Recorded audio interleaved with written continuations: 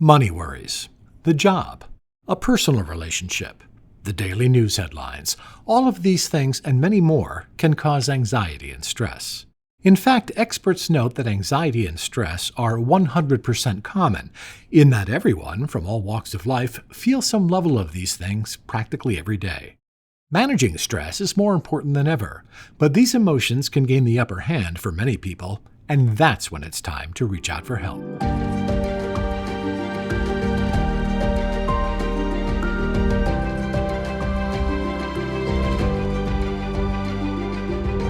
Welcome to Advancing Health, a podcast from the American Hospital Association.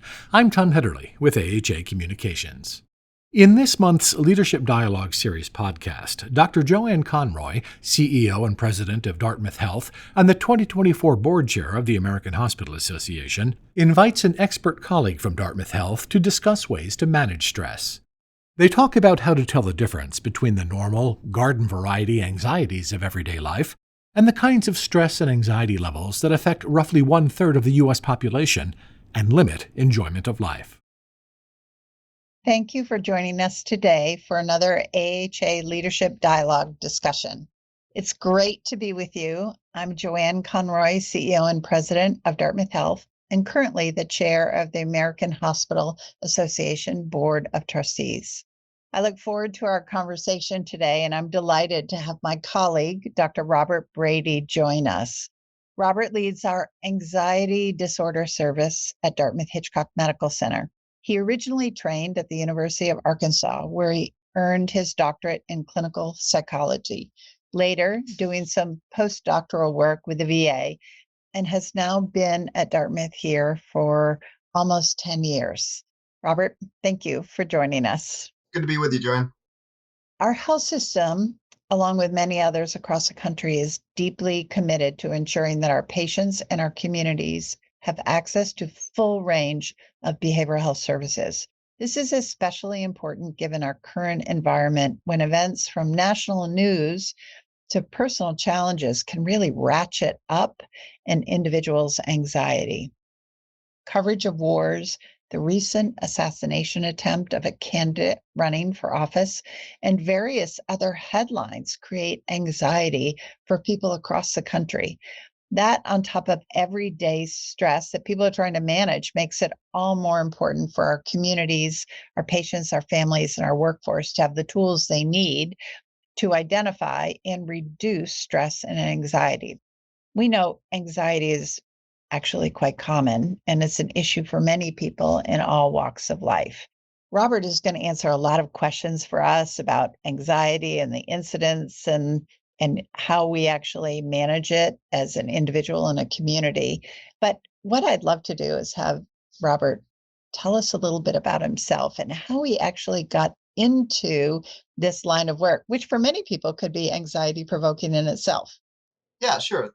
Thanks, Joanne. And as you mentioned earlier, I'm a clinical psychologist by training, and here at Dartmouth Health, I lead a specialty team in our anxiety disorder service. It's focused on the treatment and assessment of anxiety disorders, including generalized anxiety disorder, panic disorder, social anxiety disorder, and specific phobias, along with OCD and PTSD. Now, my research goes a bit further than anxiety, so I'm really focused on applying implementation science methods to develop and evaluate brief psychosocial interventions that are delivered in non-traditional mental health settings so that we're trying to increase access to care overall. But in terms of how I got more focused on the anxiety disorders, it is a little personal, and I like sharing this because it normalizes anxiety. But I remember being an extraordinarily socially anxious, socially fearful kid, and it wasn't until I learned through my own experience of kind of approaching the scary thing, seeing that nothing bad happened, that I really started kind of coming out of that shell and being less worried about embarrassing myself and really having a fuller life. So I'm a big believer in the value of exposure-based therapies. That's really what I specialize in my intervention. And ultimately, I just found anxiety to be, and still do, to be a fascinating problem that a lot of people struggle with. Yeah, that's interesting. It's something that a lot of people can relate to. You're not the only one that gets anxious, before a social situation or before giving a talk or a presentation. It sometimes can be disabling. we used to do oral board exam practice sessions with our residents. And some of my brightest residents, they were so anxious they couldn't talk and breathe at the same time. And, actually, the practice sessions really helped them actually overcome their anxiety. So it was really less about their knowledge and more about how to really manage their own anxiety in the situation. Well, how prevalent is anxiety anyway across the general public? How many people would self identify as having a challenge with it? Sure. Well, I always like the question, how common is anxiety? Because if we just mean anxiety, the answer is it's 100% common. And I always tell people everybody is going to experience some level of anxiety on a daily or at the very least a weekly basis. And I would say anyone who says they're never anxious is not telling the truth. But if what you mean is what's the prevalence of people who will go on to have really problematic anxiety, the sort that's going to be seeking care or getting in the way of their life, then we're looking at approximately 30 to 35% of the U.S. based population, at least, meeting criteria for some anxiety disorder at some point over the course of life. What are the criteria for deciding whether you have just garden variety or human anxiety and anxiety that probably needs to be addressed? So, without getting into the weeds of all the individual criteria for each anxiety disorder, we would say there are two kind of main defining features. Either the problem, the anxiety, is interfering in the person's life, or it's substantially distressing personally to them. That either it's a problematic symptom or it's a painful symptom. But really, anytime that the anxiety has gotten so big that it's limiting life or limiting enjoyment of life, I think it's worthy of being treated at that point.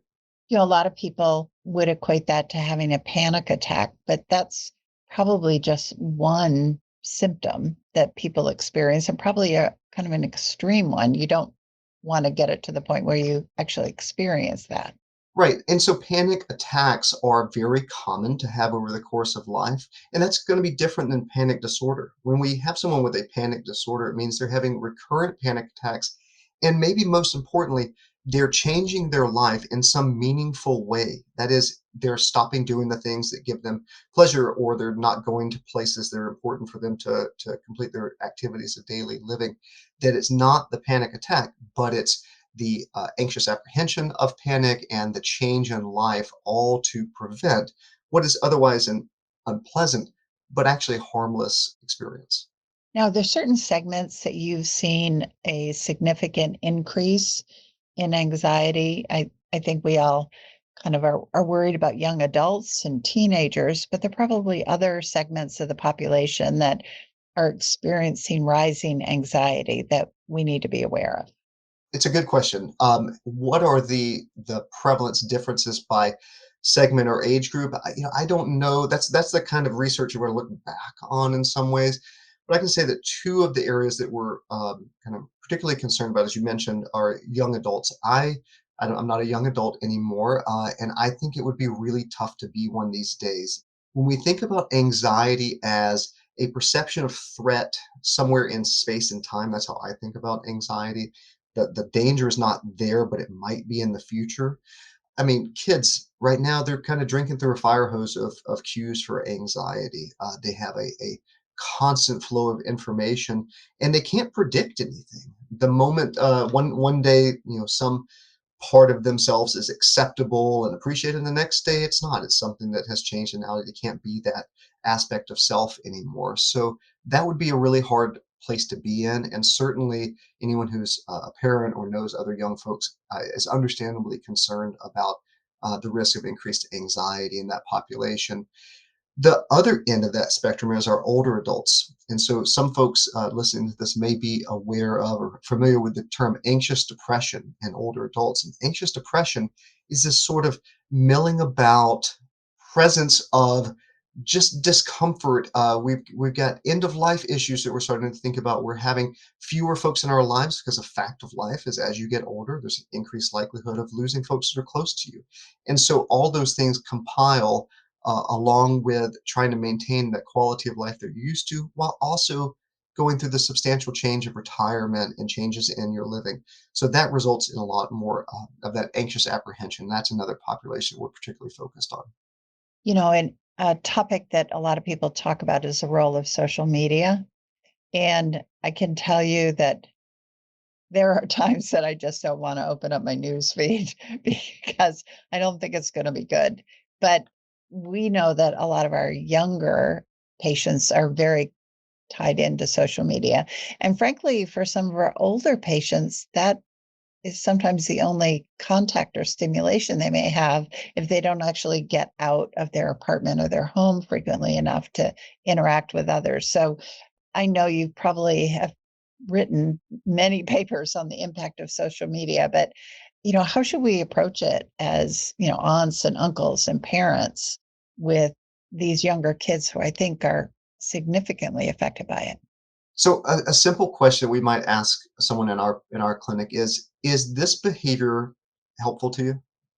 On balance, is this thing, whatever it is you're doing, maybe it's accessing social media, is it making life better, or is it actually perhaps causing some problems? And we'll hold up the mirror, kind of figuratively to say, this is what I heard you describing about your use of social media, and you said this is how it makes you feel, but I notice you're continuing it.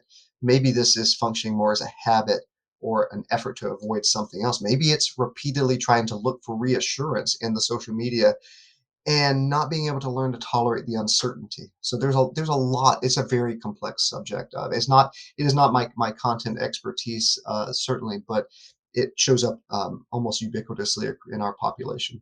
Yeah. It feels like sometimes a national event can actually get amplified by the number of times it actually shows up on social media and all the social media venues, and it almost makes it feel more impending for people that they could be affected by that. Yeah, and so in some ways it becomes a numbers game, right? It's so omnipresent, it's so constant that you kind of say, well, it has to be important if they're putting it on the website this many times, right? Failing to remember that the normal stuff of life doesn't make social media, right? The normal stuff of life doesn't make the news. It's the scary stuff. And the more you see it, the more you start to say, it must be, this is something I have to be worried about. Let's shift a little bit and talk about anxiety in healthcare workers. We have a lot of uncertainty and violence in the world that gets amplified by social media, but healthcare workers are often on the front line, either treating victims who are affected by violence, um, but also we have more violence within the healthcare setting. There people are angrier, and we can use the example of the active shooter that we had here almost 7 years ago that created a lot of anxiety within the organization. It felt like our safe little bubble of the upper valley had actually been popped, and people realize that we could be vulnerable. Right, and we oftentimes are the most anxious about the things that we can't predict, right?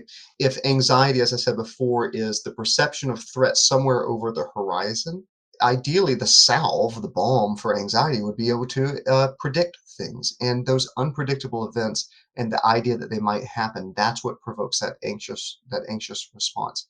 Mentioned at the top that I've been here for about 10 years. And so I've been able to work with a lot of healthcare providers, both as colleagues, of course, but also sometimes in my clinical work.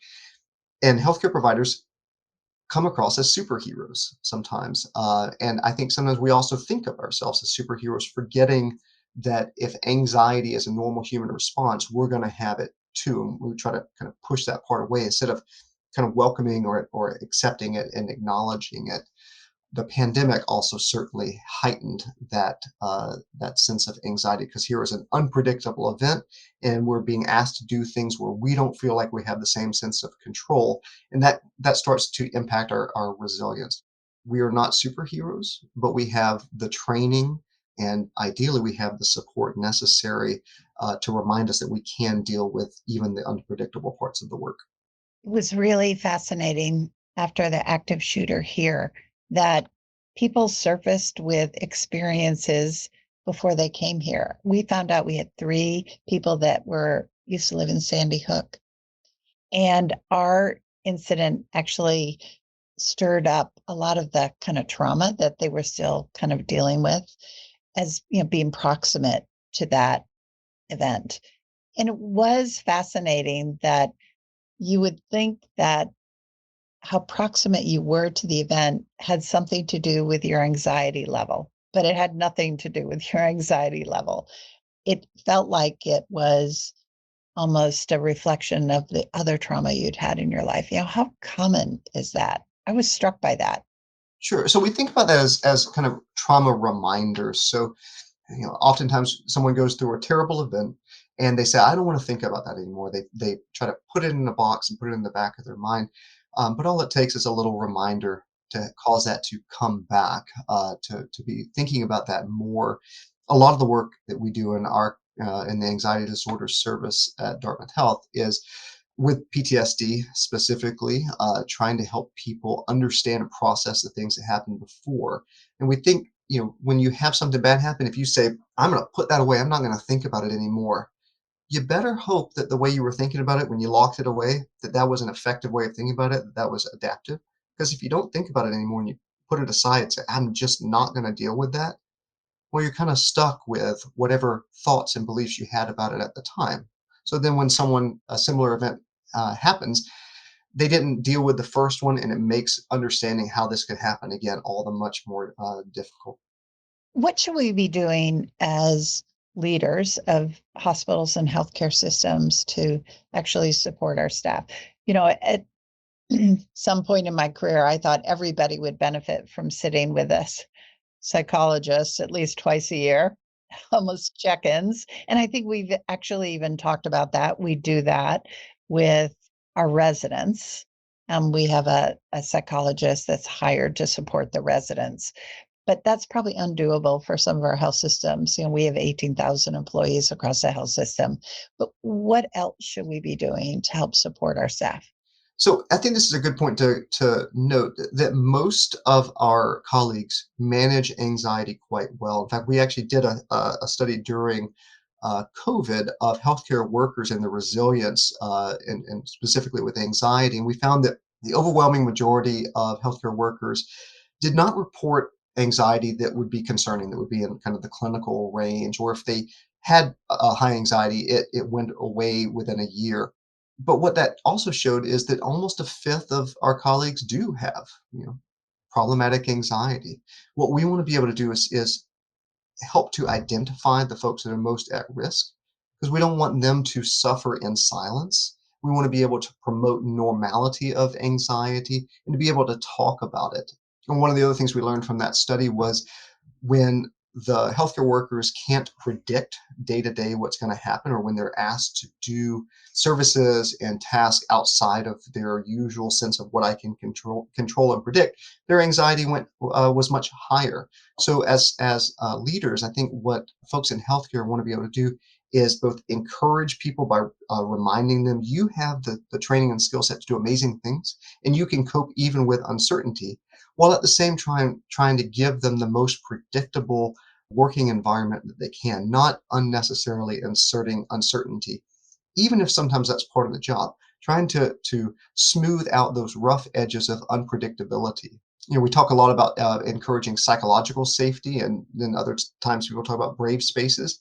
I want to encourage people to create predictable spaces so that the person knows what to expect as much as possible from day to day.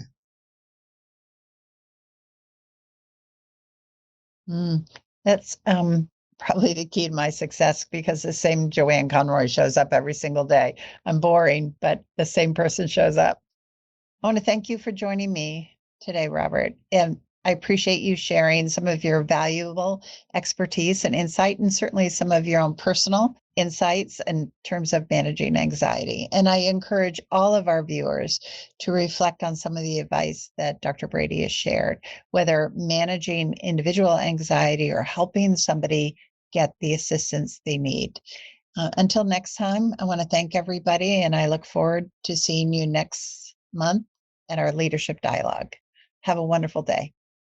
Thanks for listening to Advancing Health. Please subscribe and rate us 5 stars on Apple Podcasts, Spotify, or wherever you get your podcasts.